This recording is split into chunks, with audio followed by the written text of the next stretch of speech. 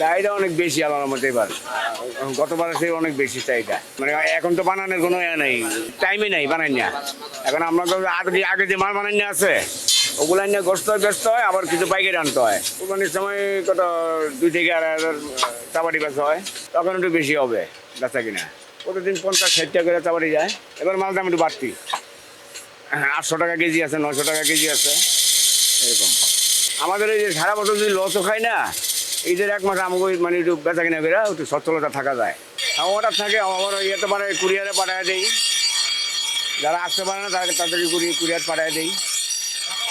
হ্যাঁ, ঢাকার বাইরে যায়। কারণ এটা তো ব্যক্তিগত একজন না, অনেকেই আছে যে যার মতো পারতেছে সংগ্রহ করতেছে এবং বিভিন্ন জায়গা থেকে আসতেছে, আবার নিজেদের তৈরি করতেছে। আরও দেশ বিদেশ থেকে আরও কারিগর এনে বানায় বছর পরে ঘরে রাখে, তারপরে হচ্ছে এই টাইমে আসলে আর কি বিক্রি করে। যখন কোরবানি আসে, যেমন সবে বরাত আসে, কিছু কিছু টাইমে আর কি বিক্রি করে।